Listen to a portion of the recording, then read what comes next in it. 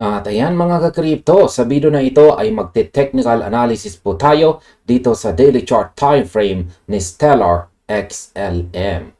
Ayan, isa pong malaking tanong ngayon, ang umuusbong para kay Stellar Lumens o XLM. Handa na nga ba nitong basagin ang kanyang major resistance dito po sa presyong 0.2372? Ang price level na ito ay hindi lamang isang random na numero sa chart. Ang 0.2372 ay nagsisilbing isang dambuhalang pader kung saan nagkakaroon ng matinding labanan sa pagitan po ng mga buyers at saka sellers. Nitong mga nakarang linggo, nakita po natin ang unting-unting pag-angat ni XLM mula sa kanyang mga support levels at ngayon ay narito na naman tayo sa isang pamilyar ngunit napakahalagang yugto ng technical analysis. Kapag pinag-aralan po natin ang market structure, ang paglapit ng presyo sa isang major resistance tulad nito, ang 0.2372, ay nagbibigay po ito ng dalawang malinaw na direksyon. Una, ang tinatawag po nating breakout kung saan ang momentum ay sapat na malakas upang lagpasan ang pader na ito at gawin itong bagong support level. Pangalawa, ang rejection kung saan ang mga sellers sa area na ito ay mas marami kaysa sa mga gustong bumili na siyang nagiging dahilan ng pagbaba po muli ng presyo. Kaya ang masasabi ko po dito ay ang yugtong ito ang siyang magdidikta kung si XLM ay makakasabay sa agresibong galaw ng iba pang altcoins o kung mangangailangan pa ito ng mas mahabang panahon ng consolidation bago makagawa ng panibagong higher high. At ayan, ngayon nakikita po natin ang kasalukuyang presyo ni XLM ngayon ay nasa 23.21. At ayan, dito po sa ating daily chart time frame, ang kasalukuyang candlestick natin na nabubuo rito ay isa pong bullish candlestick. At nakikita po natin na mayroon na po siya ngayong mahabang wick or karayom. At nakikita po natin dito na talagang nagpapakita po ito na nahihirapan po siyang umangat o lampasan ang major resistance natin dito na 0.2372. Pero syempre, hindi pa tapos ang laban ngayon sapagkat kasalukuyan pong nabubuo ang ating candlestick na ito. Kaya pwede pong sa bandang huli ay pwedeng magsara ang ating candlestick na ito sa ibabaw ng resistance natin na ito. At kung pag nangyari po yan, is mataas ang chances na ito ay magtutuloy sa kanyang pag-angat. Kaya yan po ang binabantayan natin ngayon. Ang interaction o kung ano nga ba ang magiging resulta sa nagaganap na labanan ngayon ng buyers at sellers dito po sa ating major resistance na 0.2372. At ayan, makikita po natin itong mga nakalipas na araw na itong si Stellar ay nakaranas po ng pagbagsak. Yan, dito yung makikita po natin yung magkakasunod na malalaking bullish candlestick na yan.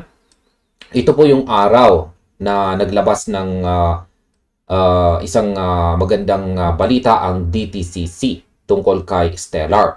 Kaya sumabog po siya at umangat. Pero natapos po ang dulot ng impact ng balita nung umabot po siya dito sa mga 0.26. Nagawa pa niyang tusukin ang 0.2972 natin noong May 30. Kaso talagang nagawang pigilan po ng ating minor resistance dito sa 0.2667 ang pag-angat ni Stellar. At nagsimula noong June 1 ay tuloy-tuloy po yung kanyang naranasang pagbagsak dito. Ayan, bumagsak po siya simula sa ating dulot po ng resistance natin dito is bumagsak po siya hanggang dito sa ating minor support dito. Isang trend support na nabuo naman dito sa ibaba. Kaya ngayon, ito po ang nagsisilbing pinakamalapit na support natin kung sakaling bumagsak itong si XLM. Kaya ang nakikita ko pong magiging galaw ni XLM kung sakaling magkakaroon siya ng rejection dito. Ayan, kung hindi po niya kakayaning tumagos or lampasan ang major resistance natin na yan, sa tingin ko is babalik siya. Maaari po niyang balikan yung ating trend support dito para kumuha ulit ng sapat na buwelo. Yan, at kapag kumuha siya ng sapat na buwelo, susubukan po niya ulit na basagin yung resistance natin dito. As long as mananatiling bullish po yung market momentum nitong si XLM. Kasi base po sa ating mga indicators is bullish po yung majority ng signals natin. Kagaya na lang ng ating house width indicator dito. Ang ating house width indicator is kulay green at kitang-kita po natin na lumalaki yung pangangatawan nito. Ibig sabihin is lumalakas po yung bullish momentum natin. Yun nga lang kasi ang problema is tumapat ito sa isang major resistance. Kung wala po talagang major resistance dito is tuloy-tuloy lamang yung pag-angat ni Stellar. Kaya yan, ito po yung talagang pumipigil sa kanya. Maliban po dyan is ang ating ibang indicators dito. Ang madalas po natin ginagamit ay ang QQE mode indicator. Base po sa ating QQE mode indicator dito, malakas po talaga ang ating bullish momentum. Nananatiling malakas. Nag-umpisa po noong June 16. Yan, noong June 16 is lumakas ang ating ang pairs ng mga buyers at yan na nga, kaya nagpatuloy po siya sa kanyang pagbuo ng mga bullish candlestick. Pero yan nga, kitang-kita natin dito na talagang hirap po siya na basagin yung major resistance natin dito. Kaya yung susi sa patuloy na pag-angat ni XLM is nandito po talaga sa major resistance natin dito. Kaya ito yung dapat nating bantayan. Kung mababasag ito, mataas po ang chances na magpapatuloy ang pag-angat ni XLM. Kung hindi, is ang mangyayari po rito is baka, yan gaya ng aking sinabi kanina, is baka magkakaroon po siya ng retracement sa ating minor support dito para kumuha ng buwelo, or baka magko-consolidate po siya dito sa ilalim ng major resistance natin dito. Kaya yan po ang posibleng mangyayari kung mabibigo siyang basagin ito. Ayan, ang tignan naman natin yung ating ibang mga indicators. Ang ating MACD, yan, ang Moving Average Convergence Divergence natin. Halos katulad din ng ating QQE bar, ang ating MACD. Kung makikita po natin, yung dalawang signal line natin dito is nag-cross.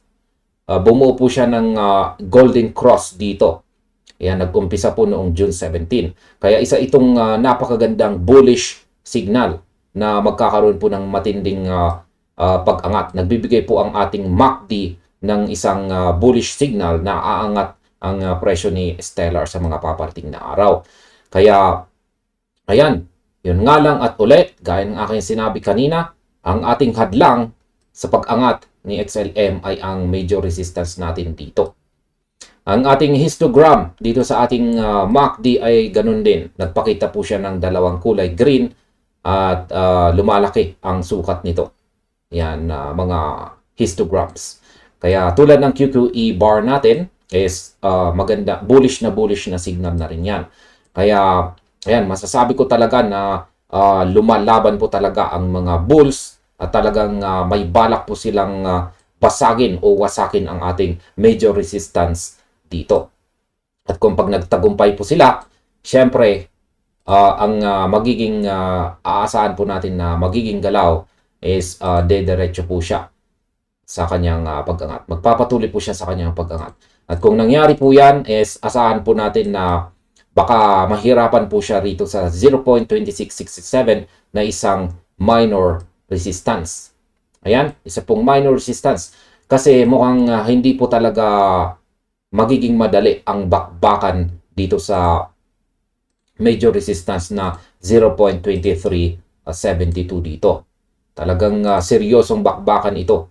Kaya kung mabasag ni Stellar yung ating